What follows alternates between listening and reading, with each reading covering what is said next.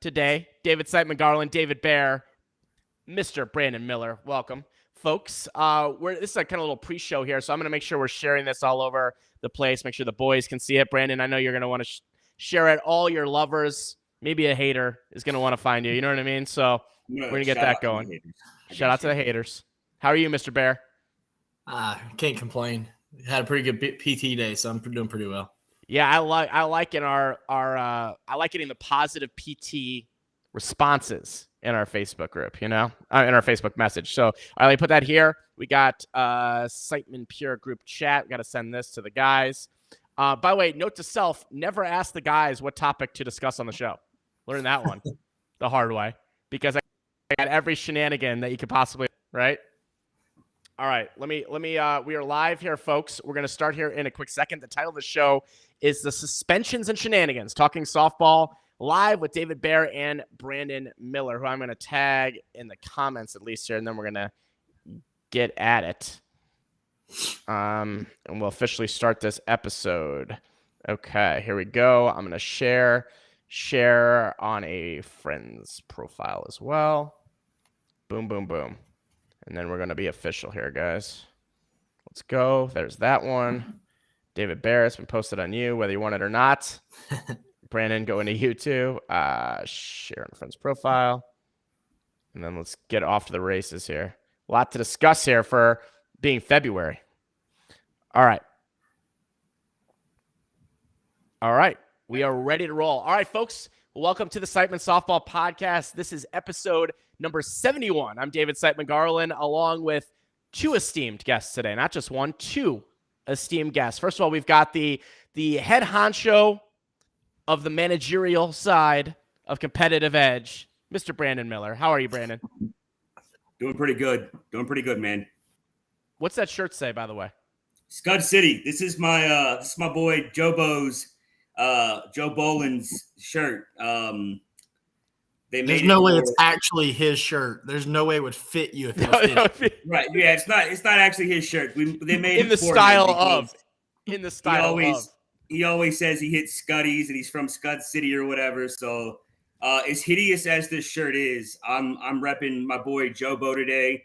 I told him in the Snapchat group he's blocked on my phone, but not in my heart. So. I like it. And Brandon Jackson has some encouraging words. He says, Brandon, boy, you ugly. All right. David Bear, welcome to the show. Of course, David Bear from Siteman Pure in the house. How are you, David? I can't complain. It's a good day. It's a good day. Anytime you can have Brandon Miller on here, you're having a good day. By the way, how are you liking a little torch passing, if you will, hosting Hit and Sit so far? For the one time so far I've been able to do it, I was extremely nervous. But it was good so far. I'm still haven't got the for sure yet. You are the guy that's gonna be doing it, but it was a good time. Definitely went back and watched 5 or 6 times, and I was just critiquing everything I was doing. So yes, it was fun. I just want to improve. Yeah, I'll share. I'll share a trick with you when we go off camera. I got an interesting trick for you that I'm going to share. But we have a lot to discuss this week. There's a lot going on in the slow pitch softball world. Before we get to our topic of the week, which we're going to get to in a second, which is going to have to deal with suspensions, bats, and those juicy things. I do have to catch up on a couple of things with each one of you. So, Brandon, first of all, haven't been on the show in a few months. And obviously off season here with Competitive Edge, getting ready to go. Is there anything, just catching up with you guys here in the off season, is there anything different since we last talked? I mean, meaning, obviously roster's been posted. Anything interesting going on in the world of Competitive Edge? Trying to think. We're going to play next week at North versus South there in Dallas. Big off-season event. Really just to get everybody together. Get some swings in. We play Vegas to start off the season. North versus South is played at Big League Dreams in Mansfield, Texas, I believe. So it's kind of, let's go get our 280-foot field swings down, and let's get together, hang out, get that chemistry building, which is what our team is pretty known for. We did have a couple different roster changes. I kind of alluded to those last time I was on the podcast. Sean Ramsey's going to end up with S&E. He got an opportunity for him and Bobo Ogletree. They're going to be the pitchers, I think, for S&E this year. So great opportunity for them. Cody Roten is going to JBL, the heralded JBL AA team. Cashwell's All-Stars. Yeah, I think. Well, I thought the Bay Area team was Cashwell's All-Stars. Yeah, I'm just being smart. Yeah, I'm not sure which. I'm not sure which one's which. The last time I saw either one of them, they were both petitioning USSSA to try to get guys off the major list, so to make their teams work. Oh boy. So those guys that moved around. Anyone new coming in since we last talked? No, I don't think we could really. I don't think we could really afford to take any more players at this point. We still have a small football team. Right. We will have the Babe Ruth of the Amish coming back for 5 or 6 tournaments this year, though, and that's Farron Miller. Yep. He'll be back for us for a few tournaments. He never really left. It was just more of he just got married. He's trying to start a family. So he never really left. Farron's with us until he no longer wants to be with us. But yeah, he'll be back for like 5 or 6 events. Okay, cool. All right, let's talk about this here. I want to talk about rosters for a quick second here because you guys both always get the inside track on a lot of different things, so always good to know, right? Right now, as of today, there's been a few more teams added, at least on the UTRIP website, listed as a conference team. It doesn't mean they've paid. It doesn't mean anything else. It just means that they're listed as a conference team as of right now, right? One that we knew was coming was Aristotle. They are listed as an A team. Okay, so they were not. Some people were saying they were going to be B. They are A. Saw that. And then 2 other things I noticed. One is Classic Glass posted their roster. Finally, we hadn't seen that for a while. And the second thing is I saw that Monster finally posted their team up as well on the front. So first, David, with you've seen a lot of stuff coming in. What teams, and Brandon, it's both you guys, teams are we missing here? Why haven't some of the teams announced their rosters or their names or what's going on? Like, where's S&E? Where's like that Bay Area ball forward something or another? Do you guys know anything about that? Any light? I mean, I would think that the biggest reason a lot of teams aren't really there yet is either one, they're waiting on the final few pieces. Maybe, because there's been some talk of where Dan Smith's money's going, whether or not it's going back with S&E, whether or not it's going with Monster, or, all that good stuff. So I would think that that's the biggest reason as to why you're not seeing a lot of rosters posted that are those types of rosters. And then the folks that are below it, the AA, the A teams, we talked about this before, a lot of teams kind of keep that last couple spots there for the trickle-down effect. So it's, whoever just happens to be left off or somebody who wants a better role, like Cody from Competitive Edge, like fantastic ball player. He might not have got a lot of burn with y'all. So, it's a situation that he wanted to go somewhere else. More power to him. It is what it is. But, guys a lot of rosters get withheld until the very end so that you get a lot more speculation. And then you get a lot of guys that also try to pull 1 or 2 teams against each other and see what happens. So I think it's a mixture of all those things. Very interesting. Very interesting. What have you heard, Brandon? Anything on the route of additional teams or anything that we have not seen on, the UTRIP page so far? I mean, you mentioned S&E. I know they're having a team, obviously. I think Joel has to go to Elvin's house and help him, get the roster updated on the site or whatever, however that works. I don't know. If Joel's the tech guy, we're in big trouble. But go ahead. Yep. Yeah, I mean Joel or Elvin, one of them's got to get it done. But I'm sure they'll get their roster up there at some point.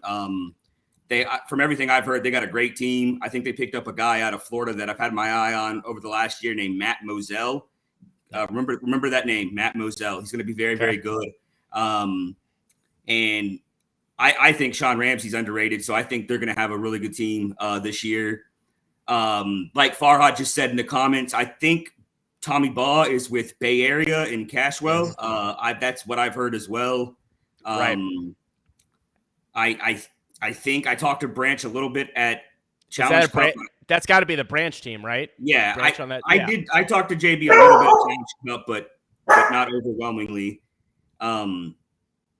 So I think they were still trying to figure it all out. Trying to think. What's interesting, Brandon, by the way, real quick here, as David goes and quiets a dog, is that that was one of the first rumored teams, like as soon as the season ended last year. Do you know what I mean? Like, meaning like it was like they're going to create this kind of super AA team, the Jason team, but I haven't seen anything. Obviously, they're getting it together. You can kind of we're getting to that process of elimination part now, right? Where it's like, okay, we're running out of people who could be on the team, on the different teams, so you can kind of figure it out. But that'll be interesting to see when that comes together. But that's and then I want to do this prediction. Then let me ask you this, Braven: how many?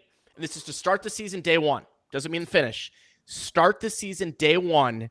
How many conference teams do we end up with? Okay, we're just going to put it on writing here because we're just making a guess, but we're talking day one. Doesn't mean half of them don't fold or something, but I'm saying day one, signed up, paid, ready to go, whatever it is, however you want to consider it, conference.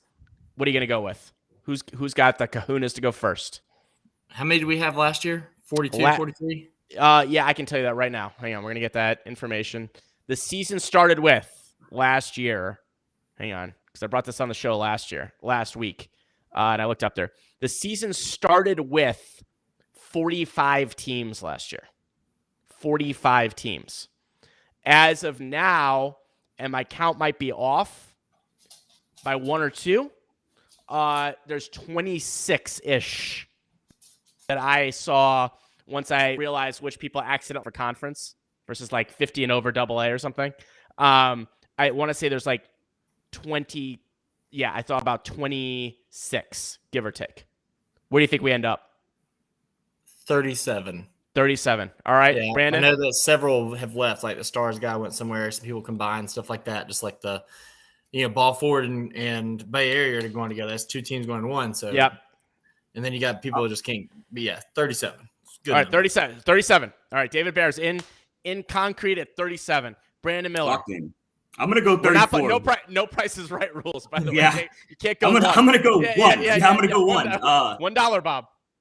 No, I'm going to go 34. 34 is my jersey number, and it just seems like it's a good amount of teams. I think the economy is down, obviously, which is going to affect a handful of sponsors. Sponsors get their money from all over the place. They run car dealerships, they run gambling websites, they do all sorts of things. So, but the economy being down and not having the extra liquidity is going to hurt the conference as a whole going forward, especially as long as the Fed rates, stays in the sixes or whatever it is right now. So, I'll go with 34. Okay. I think also, like David Bear mentioned, there's too many of you here. But we're everywhere. Yeah. And y'all are both Siteman now. So I feel outnumbered. Mass confusion. That's what we're trying to do. Mass confusion. But I think a lot of people have this concept in their head that they have to merge with another team and compile resources and liquidity to try to have a better team. And I think that's a fallacy, but I understand why they do it. It helps them out. It helps them build better teams. And so I hate to see the teams merge like that. But it does sometimes build better teams. I mean, I think you can do it without having to do all that. I mean, the A team that we built in 2021 could have been super low budget. It wasn't super low budget because Mark Patterson's, takes care of his team and spends a lot of money.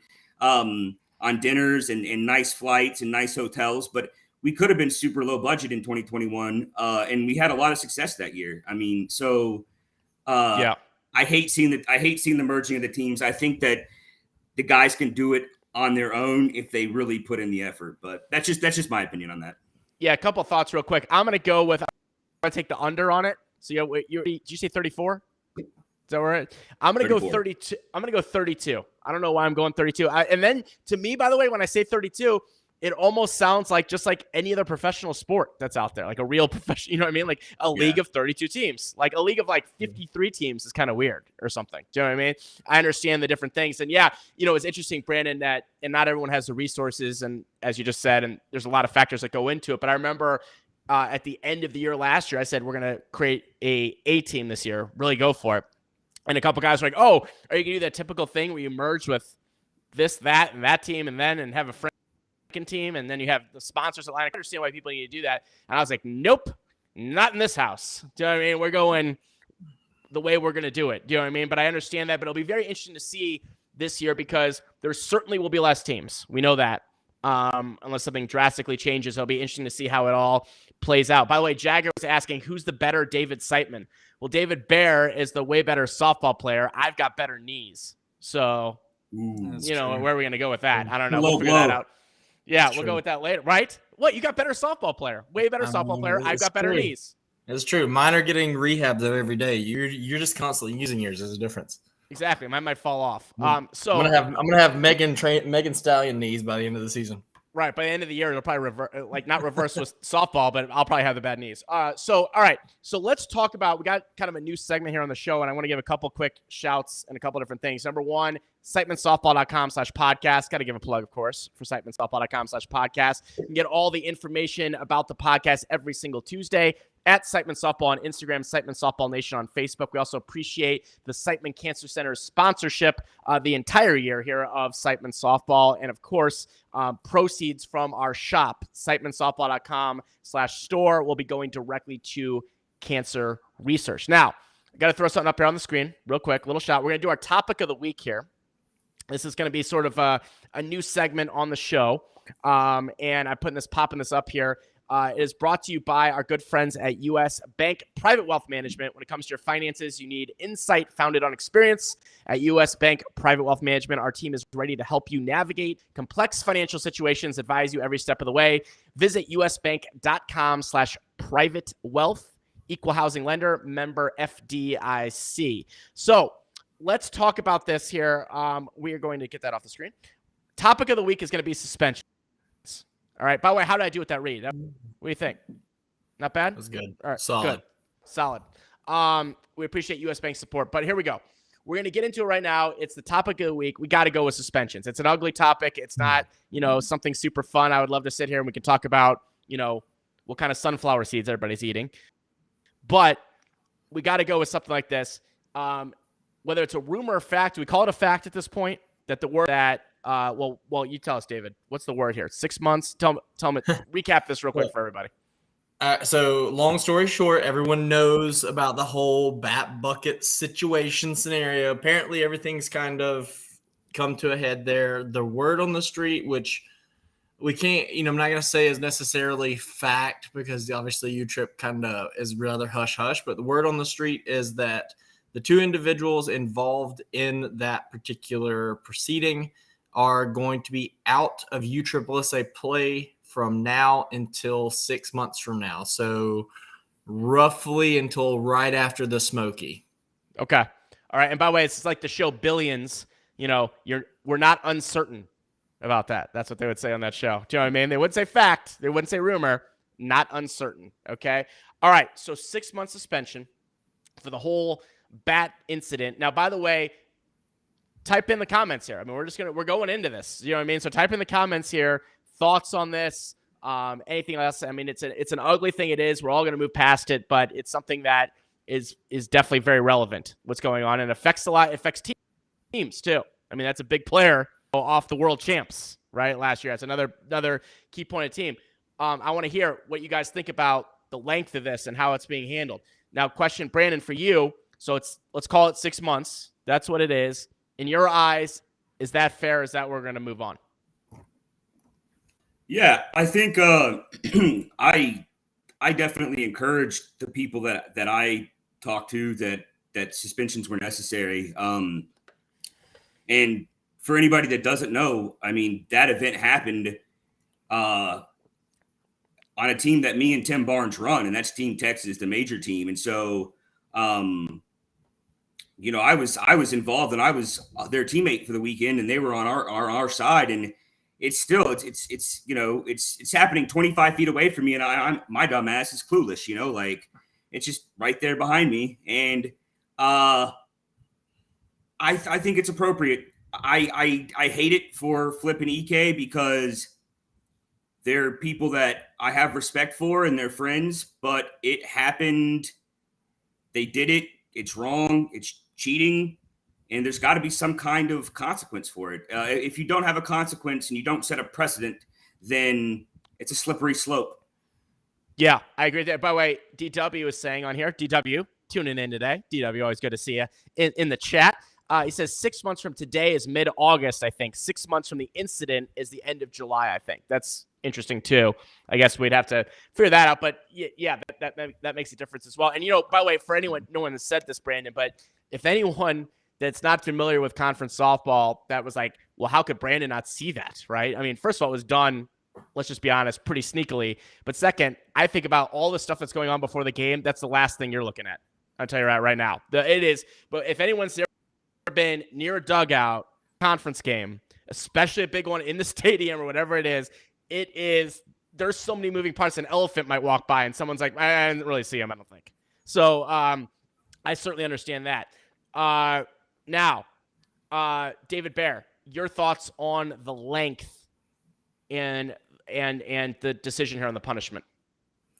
Well, I mean, personally, I think that the length is about what it should be, considering what UTRIP has done before and the fact that, like, we don't know a lot of random suspensions, like Andy was suspended once or twice, something like that. Yeah. But it's always been like one event, two events. If you take and you suspend a guy for like let's use Flip, for example, right? Say you suspend Flip and you say, let's do what? It was January. Let's do 4 months, right? Or 3.5 months. And it basically makes him miss Vegas in the duel. He's not going to care. MPT's not going to care. They're going to be like, oh, whatever. It'll be fine. And maybe it stops somebody from doing it again. Maybe not. But, I mean, it's got to be something that at least catches your attention. It's not going to stop everybody from doing it.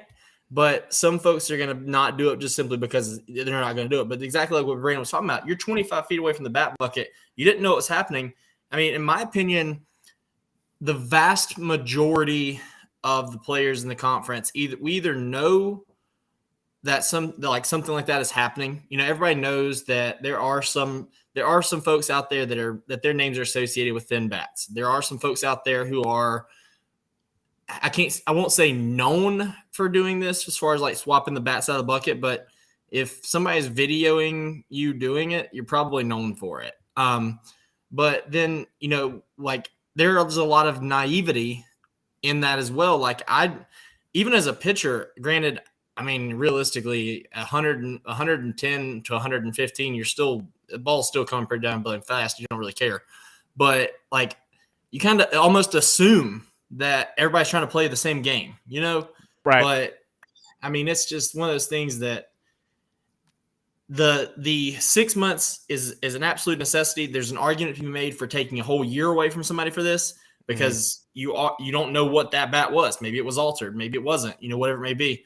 But it had to be something that was like, all right, let's catch attention. And This is obviously what it did. It caught everybody's attention. Yeah. And we're in a world now. And again, we're in a world where there's cameras everywhere. There's things that happen. And the thing is that obviously these guys are responsible for what they did. But I'm and no one's happy about this. Meaning like no one wants anyone cheating. No one wants any of this stuff going on. But I am quote unquote happy or whatever you want to call it, that UTRIP actually came down with something, for them, that's pretty aggressive for them. Do you know what I mean? Like, I understand you can make the argument, well, that team was at Bad Boys from Florida, where the end cap pop off at B. And then they're like, whose is it? They all go, like it's the mafia. Everyone very quiet, suspends the whole team for a year. You could say then this was 6 months. Now, I don't know how it's all maybe a little subjective there to a certain degree, which also is a challenge with softball, right? Sometimes a lot of these things are subjective, but I do think it was pretty good action, in my opinion. Now Mooch is saying on here, Mooch is always coming in with the insights, right? Cheating will never go away. They got caught. It ain't going to change nothing. Now, that's Mooch's thought. But I want to address that. Yeah, because that's what I want to talk about. Go ahead. So, to Mooch, when Bad Boys got caught in Florida, I believe they were a peer team. Am I right on that or am I wrong on that? I don't believe they were a peer team. I thought they were a Pure team, and I thought Pure immediately pulled their sponsorship. I could have them mixed up. It could have had somebody else. But I thought that they were a Pure team or that they had a Pure buy-in or something, and I thought they were suspended for a year, and whatever bat manufacturer they were swinging immediately pulled their sponsorship. Yeah, Mooch is saying it's not Pure. Yeah. That's not. I feel That's not like even the point. I feel That's like not I even would the have point. known about Mooch, that if that's it was. Mooch. Yeah. Yeah. It's yeah, not. It's not even the point. It's all not the even pure the point. people. All the pure people are coming in there. All You the know what it pure was? people are about. You know what it was? Oh no, females! Shut I'll tell up, you what it is. females! It's not pure. I'll tell you Shut what it up. was. It was competitive edge Suncoast bats. That's what It it was was. a Whatever red and bat. black That's not the TV. point. As long as you're blaming point random is- people, competitive The edge point Suncoast is, bats. action was taken. Action was taken. Yeah. Like they could be swinging whatever they want to swing. Action was taken. So, geez, pure guys, Tyler, Mooch, calm down. It has nothing to do with pure. We already talked about it. It's a competitive edge. Oh Lord. You see, this is the crying about the bats and everything. Oh, they're not compliant. Females, they weren't compliant. Shut up. Anyways, the point is, Mooch, you have to take action. Take action. And that's the point. Mooch, yes, I agree with you, Mooch. It's never going to change. People are going to change, are going to cheat. But if you don't take action and you turn a blind eye, then you're allowing it to happen. Take the action. I'm with you. Mooch. Yes, you're right. It's never going to change. But do something about it at least. Because I bet you the next time somebody goes to do something in that bucket around that trash can, they're gonna take pause. Who's watching me? Who's watching me? I mean, here's the thing: it's like, first of all, we can't fix all the humans, right? We can't go be like, you know what? This now fixes all the humans, and now all the humans will never try to cheat or try to do anything weird ever again, ever, right? Unrealistic.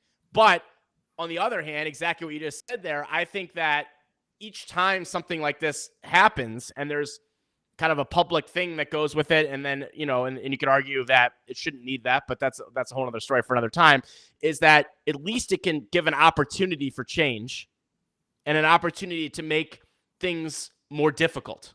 Do you know what I mean? I'm also not one to sit there, and this is just everything in life, to say, well, this is the way it's been, or they're just going to do it anyway, so kind of F it. You know what I mean? So I'm a big like, this opens up an opportunity. Now go ahead, David. I actually have a point on that one. So one thing I think that would really help you trip on this standpoint, right? So there is, like, I'm almost positive. I would hope somebody like Jason Oberlag's watching this today, because I'm pretty sure he would be able to tell me. But I'm almost positive if you are found in USSSA with an altered bat, it's an immediate 1-year suspension. If it happens again, it's 5, or maybe it's indefinite. I'm not sure as far as the actual black and white language on that one.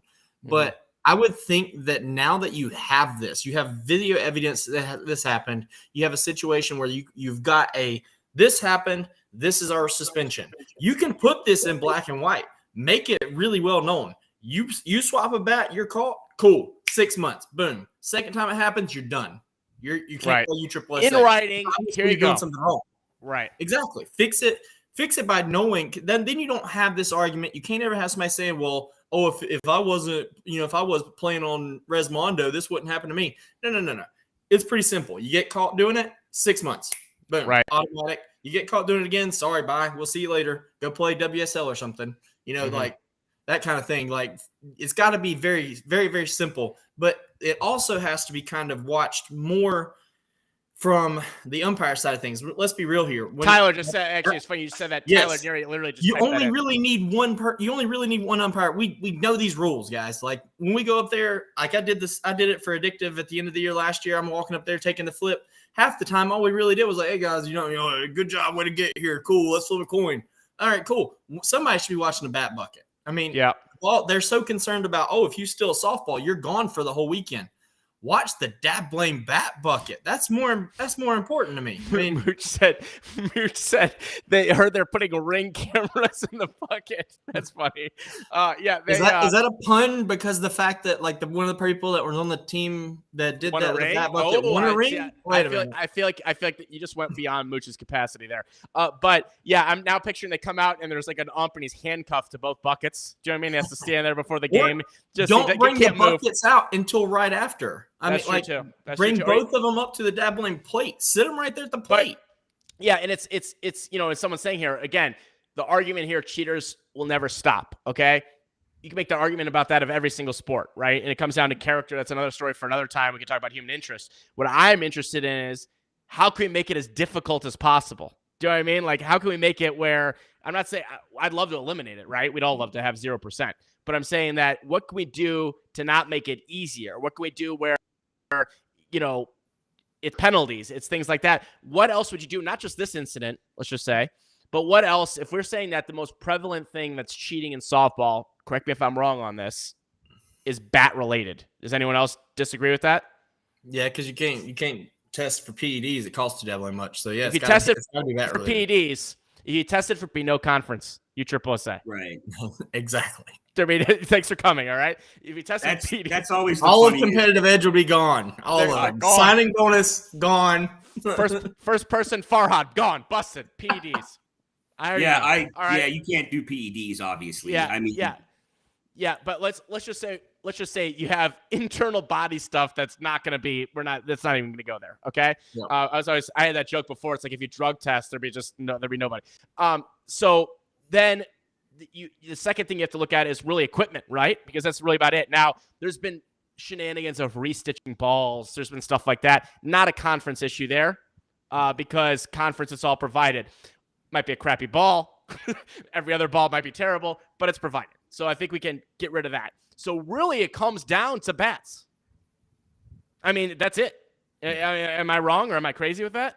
Well, the key word, in my opinion, and how you change things was provided. I mean, why can't you're adding a step, but why can't the distributors, manufacturers send those bats that those players are going to swing straight to USSSA? I mean, from manufacturing and x-ray them, do whatever they have to do. I mean, yeah, it's extra steps, but if you're really trying to play a clean game, then do what you have to do. And just to be clear, I'm not using any bat company as an example anymore because I'm still upset that the comment section attacked me. I might have to dude, the pure is for the people came in hot. I was trying to applaud them. I'm sitting over here trying to give them props, and first off, you're on the show with Siteman Pure. You're Suncoast. You're Louisville. You could have chosen someone else. There's plenty of other people that we would have been like, yeah, that one. That's the one. Mikan. Do you know what I mean? Like, whatever it was. Anarchy. We're going to build it brick by brick, guys. Yeah, we're going to do it brick by brick. Screw you, Anarchy. Take that, Leaf, and your illegal bad boys bats. Do you know what I mean? We don't know. But yeah, I get what you're saying. I mean, back to the point at hand, though, bats provided, I think, and people are going to argue, I think it'd be great, personally.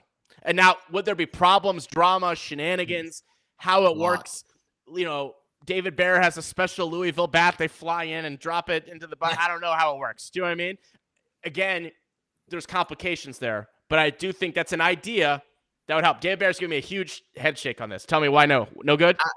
I'm not a fan of the whole, providing bats because, I like my bat grip a certain way. I don't like the little knob thing. It's all a mental thing. Let's be real here. That's what it comes down to. You can fix part of this really simply when it comes to bat buckets. You have a 3-man umpire rotation on each field. Really cake, right?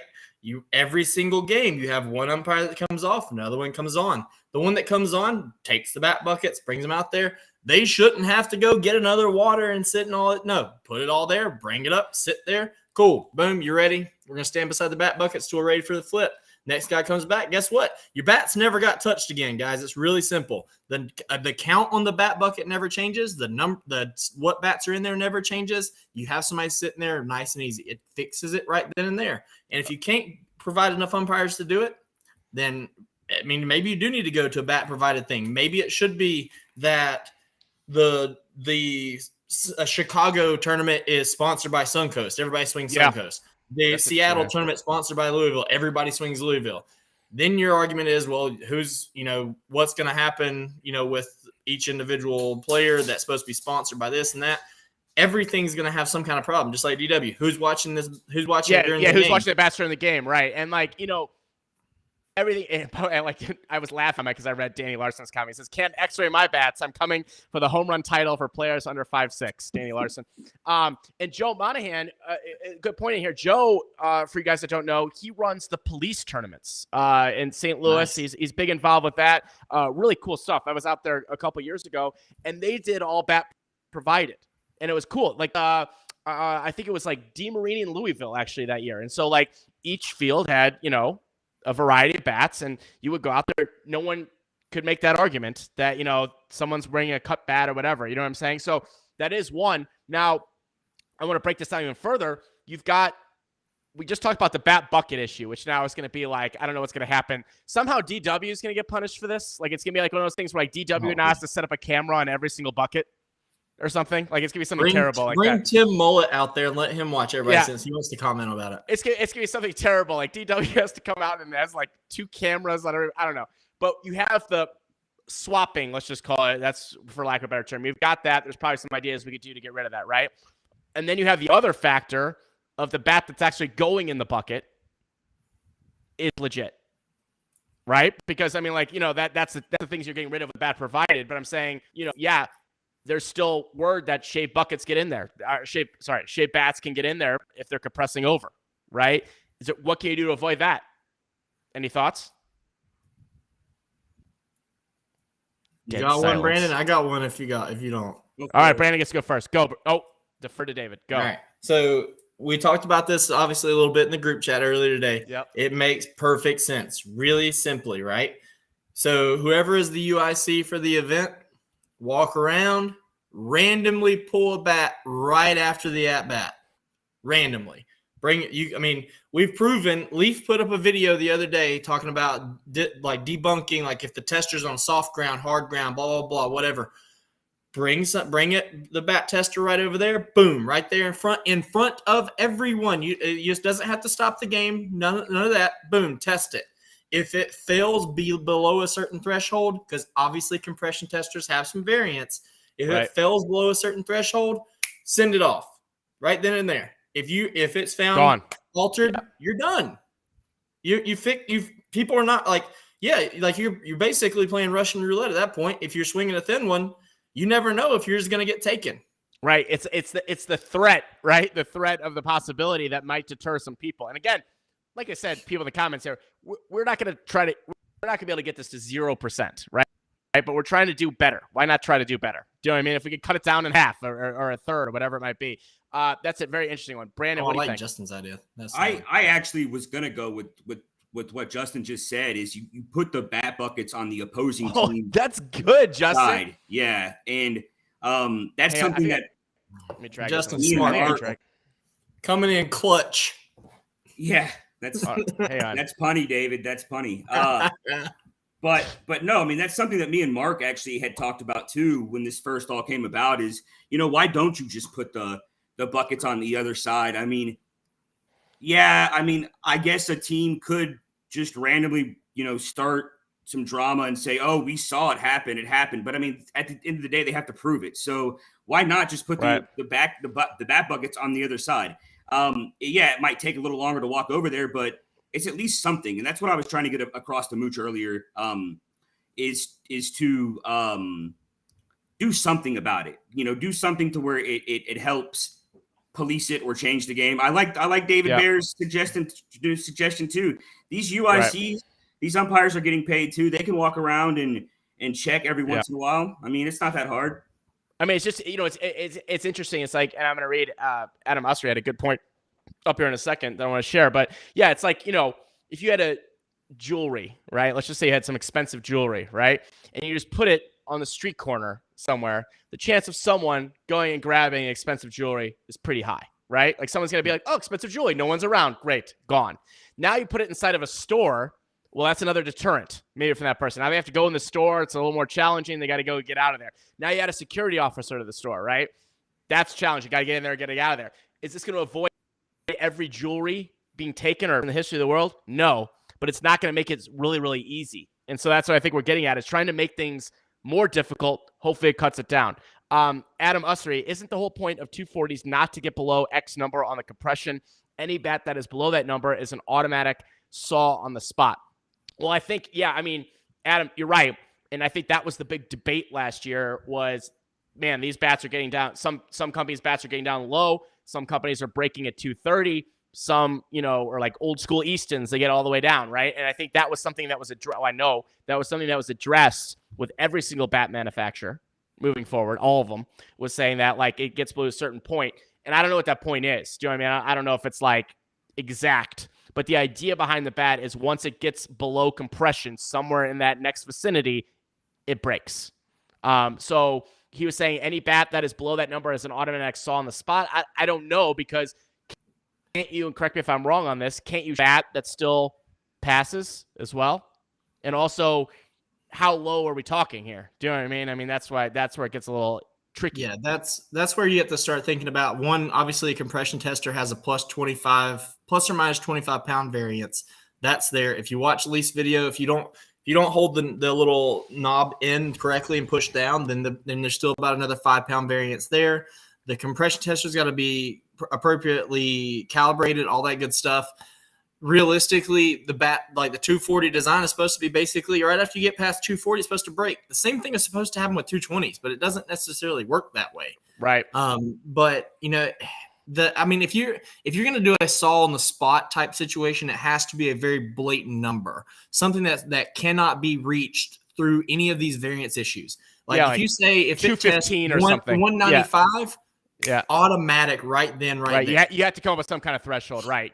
Because you can't but it's got to be something that is outside of the variance. Right. And by the way, this is interesting. And Garrett is a conference USSSA umpire. He said sticker the bats when they're tested like they did at the Challenge Cup. No sticker, it's illegal, or something, or the same thought process. And I think, I haven't heard really any bad ideas. It's more the idea, or maybe someone said 2 alligators next to the box. Maybe that one's not realistic. But is the idea here each one of these maybe helps a little bit. Do you know what I mean?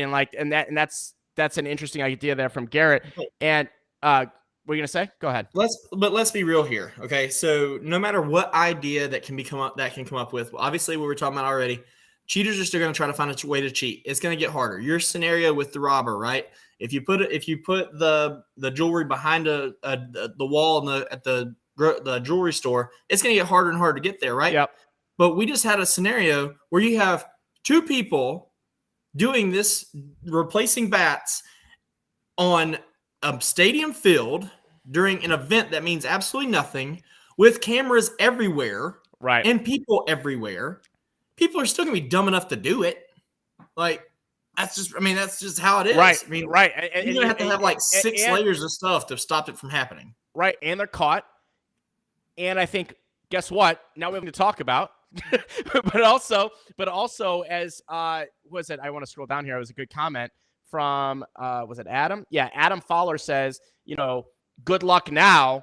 Trying to swap out buckets. Everyone's gonna be watching that buckets like hot. People are gonna have people standing next to the other team's bucket. You know what I mean? It's gonna, each one of these maybe helps a little bit. Do you know what I mean? But I get what you're saying. You're not gonna inherently change people that want to cheat. They'll try to find something. Remember this from a few years ago at the major.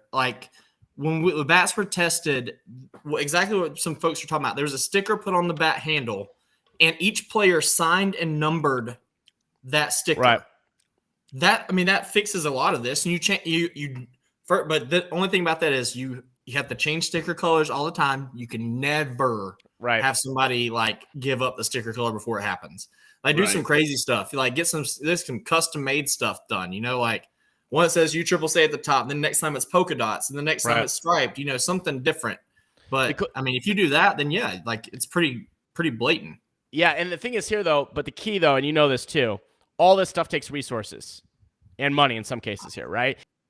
And the thing is, it really comes down to how much does UTRIP want to clean this up and take some ideas? Do you know what I mean? It comes down to the end of the day. Are they going to say, because it's very easy, any of these ideas, some good, some not so, whatever ideas. If they take one idea here, you just hope that they're not that just sounds like a pain in the butt. We're just not going to do that. Do you know what I mean? We're just going to stick with this. Do you know what I'm saying? So, so I'm hoping that maybe some ideas can be implemented.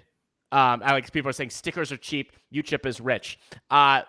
We could make some arguments about the latter there, but we could say that, yes, you should be able to get stickers for a tournament, a 100% case. I don't think we can sit here and be like, boy, that's expensive. But having a plan in place so it's consistent and working, we're all for that. Do you know what I mean? So, gentlemen, this is very, very spirited talk here. I think, someone's going to watch us and we're going to solve all of softball's problems in 44 minutes and 30 seconds. We did it. Good job, Brandon. You did it. Yeah. That's what I came on here to do, solve all the problems today. Solve all problems. Well, tune into another episode where we'll solve the next set of problems. Yeah. But make sure all the pure guys tune in so they can go after Brandon. Yeah, I can't wait for that one. Jeez. That was so funny. That's gonna make me laugh for a long time. It's like, let me make my point, guys, before I'm actually gonna give Pure a compliment, because this is what maybe it was Juno, but who knows? I don't even know who it was, but it's someone that wasn't on this podcast. Right. The point is, like, they did something about it. And I wanted to address AU's comment, like, that's the whole point. And Easton and DeMarini, I think it was DeMarini, but I know for a fact it was Easton had problems with it with the 220s. And then maybe with the 240s, they weren't breaking under the barrier they're supposed to be breaking at. My question is, if you really want to check on that, why don't you just test the bats like at the end of the quarterfinals and then before the finals on Sunday, or like before the semis? It takes 5 minutes to test a team's bats. Like, test them more often. But like I said, it's the work has to be put in here one way or another. Do you know what I mean? To get it better. You know what I mean? That's right. By the way, which made me laugh earlier when you said that about Pure, was that we just had our bats delivered for our team today. Actually just arrived at my doorstep. There was like 24 bats just got here, and it was funny. I was almost going to start opening some on the podcast to find mine and stuff while we were on here. And it would have been very funny if we did that right during the Bad Boys segment. That would have been great. But anyway, gentlemen, I appreciate the time today. This was a blast. I like having a little roundtable discussion, having some fun. And, again, serious topic on something that we love doing. But I think this was a productive conversation for sure. And I know a lot of good thoughts in the comments as well. Who said that softball players are dumb? Come on. I saw all kinds of very, very smart comments here today, guys. Good job. All right. I like Justin Black's comment. Before we go into, Justin said $6 a day per player with no week pass option available. They can get the stickers. I love that. The only problem with that is Red Quad still has the mobile restrooms in it from 6 years ago. So if they can't afford to fix that with that $6, nah. Damn Red Quad. I almost want to just move up conference levels just to get away from the Red Quad. That's part of my goal. Do you know what I mean? Every time I see those mobile bathrooms, I want to find, and I know it's not Stro, but I want to find Stro, and I just want to strangle him a little bit and be like, Stro, this place is beautiful. And then you have these mobile bathrooms that are literally worse than porta potties. I don't even. Guys, listen, right? Tune in next week as we solve the bathroom issues down in Viera, Florida. It's going to be a riveting show. I hope everyone's back next week so we can have a good time. It's going to be about a 1 to 2 hour debate. We'll see you next week on that. On the way out, gentlemen, any final thoughts? We'll start with you, Mr. Brandon Miller. Thank you for joining us. A lot of fun. Any final thoughts here on the way out? And then you, Mr. David Bear. Am I going first, or is Bear? You're going first. I'm throwing you right in there. I don't get a chance to rebut whatever Bear says. That's not fair. No, but first of all, thanks for having me on, David and David. It's always a good time to get together with you folks and talk. And this one was spirited. I liked it. The comments, even though they came for me when I was trying to give them a compliment, it was fun. It was a good time. Shout out to Suncoast. Shout out to all the sponsors that make Competitive Edge possible. Patterson, Bernius, the Hill family, FBI out of Arkansas. Thank you to all those guys. Competitive Edge starts off next week. We'll be in Vegas after that. I think we'll have everybody. I know the Anarchy guys are out building. What is it? Brick by brick or something. But I don't know if they're going to be done in time, because you got to do it brick by brick. It's a very slow and tedious process. So we're going to see if they can make it, but we're hoping that they're there. And then from North versus South, we go to Vegas and then a duel. And just shout out to everybody that lets us do this and play a kids game. And I can't wait for the season to start and to see all these fake mofos come up and shake my hand. I can't wait. I like it. And we're getting close, man. It's starting to get that. That's why we have that excited vibe on the podcast here today. We're getting close. Brandon, always appreciate, man. David, final thoughts here, and then we'll see if Brandon needs a rebuttal. But I think he'll be all right. Absolutely love that. They're building it brick by brick. Just not getting there. Maybe their brick by brick works as fast as those reclasses they got for the double. Wait, I mean they're a team that won. Sorry, but either way. No, pretty simple stuff. Obviously got to shout out the Louisville Slugger guys for always taking care of me. Thanks, obviously, David, for bringing me onto the team this year, and Brandon for everything from last year, all times we talk, all that good stuff. Even if I'm like number 95th in your recruiting profile now, we'll get it all taken care of. But it's always a fun time. Really looking forward to when the season starts. It's man, I I'm out coaching my kids' baseball team and all. I'm just like, man, God, I can't wait to be on the field doing this for myself. So I'm definitely excited for it. So it's always a good time. And obviously, shout out to everybody that can, get on here and watch us during the middle of the day. I love that. I like it. Get that. Well, I appreciate it, Mr. Barron. By the way, I want to add to Siteman Pure, we're going to be kicking off in Arkansas March 24th with a little preseason tournament. And I've mentioned that several times on here. Reason also being, if you were anywhere near Arkansas or feel like coming to Arkansas, come on down and play us. Do you know what I mean? Like, we'd love to play you. Bring an open team. Bring whoever you want. It should be a fun one down there. We'll have hopefully more details on that. And, you just hope that there's going to be a fun, solid open division.